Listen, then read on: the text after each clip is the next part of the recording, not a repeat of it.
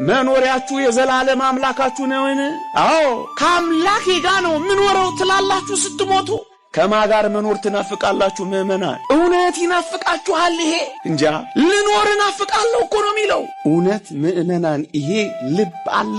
በዚች ዓለም በዚች ሕይወት ብቻ ክርስቶስን ተስፋ ካደረግን እንደኔና እንደናንተ ያለ ምስኪን በምድር ላይ ምን አለ? አፋችሁ ኮቸችላ እስኪመስል የጾማችሁት ለዚህ ዓለም ነው? ባለ ኪዳን መሸለ ቁርባን የምትገሰግሱት ለዚህ ዓለም ነው? እግራችሁ እስኪንቀጠቀጥ የምታስቀድሱት ለዚህ ዓለም ነው? በቃ ምስኪኖች ነን ማለት ነው አይደለም። ሌላ የሚመጣ ምን አለ? ኑሮ አለ። ይሄ ዓለም እኮ የድካም ነው። እዩት እስኪ ራሳችሁን። አልደከማችሁም? አሁን ኃጢአት አላደከማችሁም? በደል አላስረዳችሁም? ክፋት አላሸበታችሁም? መጠጥ አካላችሁን አላጎደለው? ሱስ ናላችሁን አላዞረው? ድካም እኮ ነው ይህ ዓለም፣ ድካም እኮ ነው። ክርስቲያኖች የዚህ የሙት ዓለም ተገዢዎች አትሁኑ፣ አትንከራተቱ። ግልጹን ነው መንገር የምንነግራችሁ። አትንከራተቱ። ሕያው ነገር የለበትም ሙት ነው። ዘላቂ ነገር የለበትም አጭር ነው። እውነት የለበትም ሐሰት ነው። ደምግባት የለበትም ከንቱ ነው። አትንከራተቱ። አሳርፋችሁ የቱም ነገር አሳርፋችሁ።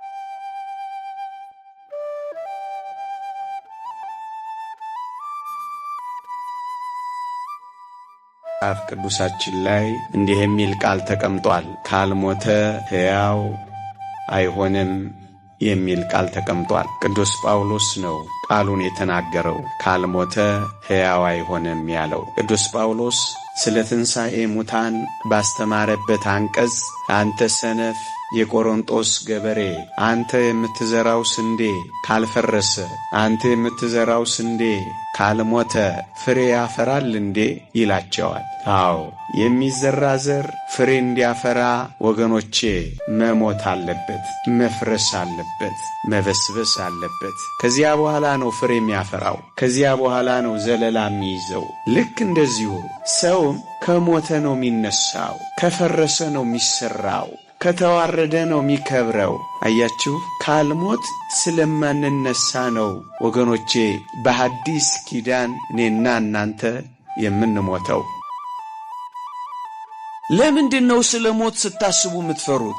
ለምንድነው ስለ ሞት ስትሰሙ ብርክ ብርክ የሚላችሁ? ለምንድነው እንደ ሌሎች ጸጉር እየነጫችሁ፣ ፊት እየቧጠጣችሁ፣ ደረት እየደቃችሁ፣ ባርጋጅ እያለቀሳችሁ፣ ሙሾ እያሟሻችሁ፣ ሐዘናችሁ እንደ ድንጋይ ሆዳችሁ ውስጥ ከታችሁ ስትቃጠሉ የምትኖሩት ለምንድነው? እናንተ ክርስቲያኖች ሰው ክርስቲያን ሆኖ የሚሞተው ለመነሳት እንደሆነ አታውቁም እንዴ? ወገኖቼ መቼ ነው በሞት ላይ የምንፎክርበት? መቼ ነው በመቃብር ላይ የምንዘምርበት? መቼ ነው እንደ ክርስቲያን ወግ ለትንሣኤ ስለሞተ በነጭ ልብስ የምንሸኘው? መቼ ነው? እውነተኛ ክርስቲያኖችን መስላለን? እስኪ እንፈታተሽ ወገኖቼ። የክርስትና ኃይል፣ የመንፈሳዊነት ጉልበት፣ የቤተ ክርስቲያን የማዕዘን ድንጋይ ትንሣኤ መሆኑን ረሳችሁት? የምናምነው እኮ ስለምንነሳ ነው። በተስፋ ደስ ይበላችሁ፣ በመከራ ታገሱ፣ በጸሎት ጽኑ። ተስፋ ስላላችሁ ትታገሳላችሁ። የትኛው ተስፋ? ከሞትን ነው የምንነሳው የሚለው ተስፋ። እውነት ይሄ አረዳድ ቢኖረን ኖሮ ዘምረን አንቀብርም ነበር። ከእግዚአብሔር ጋር እንጣላ ነበር። ያዙ ይልቀቁኝ እንል ነበር። አብረን ካልተቀበርን እንል ነበር። አሁን የምንሞተው ወገኖቼ ለመነሳት ነው። ካልሞትን ሕያው ስለማንሆን ነው እግዚአብሔር ሞትን የፈቀደው። በሞት ምክንያት እንድንፈርስ የፈቀደው የክብር ዕቃ ሆነን እንድንወጣ ነው፣ እንድናብለጨልጭ ነው። የምንፈርሰው ለመሰራት ነው። በቃ ይሄ ቢገባን ያዙ ይልቀቁኝ እኮ አንልም። ይሄ ቢገባን እርምት ኩርምት አንልም። ይሄ ቢገባን አብረን ወደ መቃብር ካልወረድን አንልም። ወገኖቼ የምንሞተው ሕያው ሆነን ለመሰራት ነው። እስኪ ቀስ ብላችሁ አስቡ። የምንሞተው ሕያዋን ለመሆን ብቻ አይደለም፣ ለመኖር ብቻ አይደለም።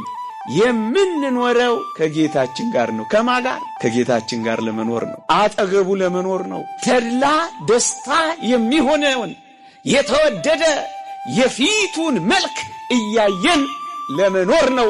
ምን ሞተው ለመኖር ነው። ከማን ጋር? ሁል ጊዜ ከጌታ ጋር ምን እንሆናለን? እርግጡን እንነጋገር። እደው ከሚያለብሱን አባቶቻችን ጋር ከመኖር በላይ ራሱን ከሰጠን አምላካችን ጋር መኖር ይበልጣል አይበልጥም? ይበልጣል። እንደው ይቅርታ አድርጉልኝ አባቶች፣ ቆርሰው ከሚያጎርሱን እናቶቻችን ጋር ከመኖር በላይ ራሱን ከሰጠን አምላካችን ጋር መኖር አይበልጥም? አዎ፣ ለመኖር ብቻ ብለን እንዴት እናልፈዋለን?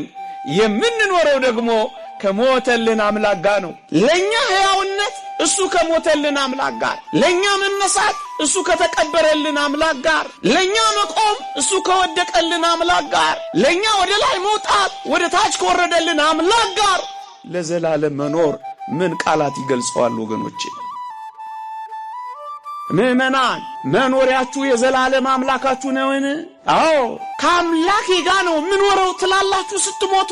ሕያው ብቻ እኮ አይደለም የምትሆኑት፣ አምላካችሁ እቅፍ ገብታችሁ ባሕረ እሳትን በደረቱ ታቅፎ አሻግሯችሁ ለዘላለም ከሱ ጋር እንኖራለን። ይሄ ካልሆነ ታዲያ ክርስትና ምንድነው? ለትንሣኤ መዘመር ምንድነው? መቀደስስ ማስቀደስስ፣ መሰበክስ መስበክስ ምንድነው?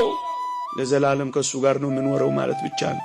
ከማ ጋር መኖር ትናፍቃላችሁ ምእመናን? እውነት ይናፍቃችኋል? ይሄ እንጃ ልኖር እናፍቃለሁ እኮ ነው የሚለው። ክፋት ከተሞላው ዓለም ጋር ከመኖር ደግነትና ርኅራኄ ገንዘቡ ከሆነ አምላካችን ጋር መኖር አይበልጥም? የሴራ ትብታብ ካለበት ዓለም ይልቅ እውነትና ጽድቅ ካለበት አምላክ ጋር መኖር አይበልጥም? በምን ቋንቋ እንግለጸው ወገኖቼ? እውነት ምእመናን፣ ይሄ ልብ አለ? በዚች ዓለም በዚች ሕይወት ብቻ ክርስቶስን ተስፋ ካደረግን እንደኔና እንደናንተ ያለ ምስኪን በምድር ላይ ምን አለ? አፋችሁ ኮቸችላ እስኪመስል የጾማችሁት ለዚህ ዓለም ነው? ባለ ኪዳን መሸለ ቁርባን የምትገሰግሱት ለዚህ ዓለም ነው? እግራችሁ እስኪንቀጠቀጥ የምታስቀድሱት ለዚህ ዓለም ነው? ከላይ ዶፍ ከስር ጎርፍ እየወረደባችሁ ፍልሰታን የምትቆዩት ለዚህ ዓለም ነው? በቃ ምስኪኖች ነን ማለት ነው? አይደለም። ሌላ የሚመጣ ምን አለ? ኑሮ አለ። ካልሞትን ከሱ ጋር አንኖርም ወገኖቼ። ለዚህ እኮ ነው ለእኔ ሕይወት ክርስቶስ ሞትም ጥቅም ነው ያለው እኮ ቅዱስ ጳውሎስ። ከሱ ጋር ስለሚያኖረን እኮ ነው። ደጋግመን ማለት አለብን፣ ይሄ ዓለም መኖሪያችን አይደለም። እውነት አሰብ መቆያችን ነው። እውነት አሰብ የመቆያ ነው እንዳታልላችሁ፣ መኖሪያ አይደለም። ይሄ ማለፊያ ነው፣ ማረፊያ አይደለም። ይሄ ዳረጎት ነው፣ ጭማሪ ነው፣ ዋናው አይደለም። ይሄ መቅሰስ ነው፣ ራት አይደለም። ይሄ መስሪያ ቤት ነው፣ ያኛው ነው ማረፊያ ቤት። ምእመናን፣ ይሄ ዓለም እኮ የድካም ነው። እስዩት እስኪ ራሳችሁን። አልደከማችሁም? አሁን ኃጢአት አላደከማችሁም? በደል አላስረጃችሁም? ክፋት አላሸበታችሁም? መጠጥ አካላችሁን አላጎደለው? ሱስ ናላችሁን አላዞረው? ድካም እኮ ነው ይሄ ዓለም፣ ድካም እኮ ነው። ደከምን፣ አረጀ። ይሄ ዓለም የድካም ነው። አለው ያጌጠብን መሰለ እንጂ እኮ አልቀናል። ሰውነት እየቀነስን ሄደናል። አካሎቻችንን እየጣልን ወደ ሰማይ መሄድ መንገድ ጀምረናል። ደክመናል። በክፋት ደክመናል። በመተላለቅ ደክመናል። በመገፋፋት ደክመናል። በመናናቅ ደክመናል። በመጣጣል ደክመናል። በመጠላለፍ ደክመናል። በመገፈታተር ደክመናል። በመጠላለፍ ደክመናል። ድካም ነው ያለ። በሐዘን ደክመናል። ልብ በሚሰብሩ ሐዘን ደክመናል። ይሄ ዓለም ድካም። አዎ ስንሞትስ ካላችሁ ወይ ስንሞትማ እንዴት ይደንቃል! በጌታ የሚሞቱ ሙታን ብፁዓን ናቸው፣ ከድካማቸው ያርፉ ዘንድ ሥራቸው ይከተላቸዋል ይላል። በእረፍት እንገባለን። ደክመናል፣ ስንሞት እናርፋለን። ዝለናል፣ ስንሞት እንነቃለን። ረፍት አያስፈልጋችሁም ምእመናን? ቃላት የማይገልጠው ረፍት፣ መነዋወዝ የሌለበት ሰላም፣ መታወክ የሌለበት እርጋታ አያስፈልጋችሁም ምእመናን? ስጋት የሌለበት መውጣትና መግባት፣ ወዳጅ የማይተውበት ጠላት የማይገባበት ረፍት፣ ሪስክ የሌለበት ሕይወት አያስፈልጋችሁም ምእመናን? ረፍት አትፈልጉ? ይሄ ረፍት ከሞት በኋላ የሚገኝ ረፍት ነው። ለዚህ ነው የምንሞተውማ ለዘላለም ለማረፍ ነው። ፈልጉበት ቀን ይመጣል ላያገኙትም ይላል። በጣም አስጨናቂ ዘመን ይመጣል። ሞት ተፈልጎ ማይገኝበት ዘመን ይመጣ ይሆን? ምንም ያረግ ምግባር የሚያስብ ሲሆን በውድ አስወድዶ አስለምዶ አስፈቅዶ ካልሆነስ በግድ ማይተብ የሚያስበጥስ ይህን ዘመን ከምታሳየኝ ውሰደኝ እንዳሉት አባቶቻችን 8ኛው ሺህ ሳይገባ ውሰደኝ ብለው ልክ 8ኛው ሺህ ሲገባ ያረፉትን አባት አታውቁ። አታሳየኝ አሉ እኮ ሰዎች አሉ። ይህን ዘመን አታሳየኝ። ሰው ሲተላለቅ አታሳየኝ። ወንድማማቾች ሲተራረዱ አታሳየኝ። እግሮቻቸውን ጫማዎቻቸውን በልጆቻቸው በአባቶቻቸው በወንድሞቻቸው አስከሬን ላይ የሚያደርጉ ሰዎች አታሳየኝ። ክፉ አታሳየኝ። እንዲህ ይላሉ እኮ ደጋጎች። ውሰደኝ አታሳየኝ። ክርስቲያኖች የዚህ የሙት ዓለም ተገዢዎች አትሁኑ። አትንከራተቱ። ግልጹን ነው መንገር የምንነግራችሁ። አትንከራተቱ። ሕያው ነገር የለበትም ሙት ነው። ዘላቂ ነገር የለበትም አጭር ነው። እውነት የለበትም ሐሰት ነው። ደምግባት የለበትም ከንቱ ነው። አትንከራተቱ። አሳርፋችሁ የቱም ነገር አሳርፋችሁ። ለጊዜው ቅን የምትመስል መንገድ አለች፣ ፍጻሜዋ ግን የሞት መንገድ ነው። ለጊዜው ነው ጣፋጭም ይመስል ግን ይመራል። ምዕመናን ርፍ ዓለም ለምን አይናወጥም? እናንተ የእግዚአብሔር ከሆናችሁ በሚናወጠው ዓለም አትደነግጡም፣ ልባችሁ ያርፋ። ምንድነው የሚለው ነብዩ ዳዊት? ተራሮች ወደ ባህር ልብ ቢገቡ ልቤ አይፈራም ይላል። አትፈሩም፣ አትደነግጡም፣ አትታወኩም፣ እርፍ ትላላችሁ። ወደዚህ እረፍት መሄድ አትፈልጉም። የት ነው የምታርፉት ምዕመናን? እናንተ እኮ ርግብ ናችሁ እኮ። ዓለም ላይ ማረፊያ የላችሁም። እጅ ቤት ማረፊያ የላችሁም። ጫት ቤት ማረፊያ የላችሁም። ቁማር ቤት ማረፊያ የላችሁም። ዝሙት ቤት ማረፊያ የላችሁም። ፔንሲዮን ውስጥ ማረፊያ የላችሁም። ስርቆት ውስጥ ማረፊያ የላችሁም። እናንተ ርግቦች ናችሁ። የክርስቶስ እጆች በቀር ምን ማረፊያ አላችሁ? ኑና ረፉ። የተቀበዘበዛችሁ እዚህ የሚያሳርፍ አለላችሁ። ረፉ። የዘላለም ረፍት አለላችሁ። የዘላለም ረፍት አለላችሁ። አባቶቻችን እንዲህ ይላሉ፣ እንደምትሞቱ ሆናችሁ ኑሩ፣ ከዛስ እንደምትኖሩ ሆናችሁ ስሩ። ሞት አለብኝ እያላችሁ ኑሩ፣ ደግሞስ እኖራለሁ እያላችሁ ምን በሉ? በርቱና ስሩ። እየሰማችሁ ነው። አባ ኢሳይያስ የሚባል አባት ያለው አለ። አልጋው ጋር ይቆምና ማታ ማታ አንቺ አልጋዬ ሆይ ዛሬ አልጋዬ ሳይሆን መቃብሬ ብትሆኝስ ብሎ ስቅስቅ ብሎ ንስሐ ይገባል። እቺ አልጋችን መቃብራችን ልትሆን ትችላለች፣ ላትሆን ትችላለች። ስለዚህ መዘጋጀት አለብን። እውነት አሰብ እንዘጋጅ።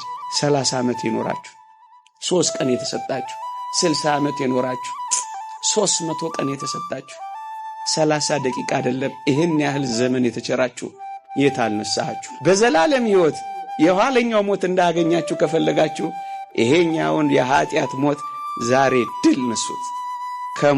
ካልሞት አንነሳ። ይቆያል።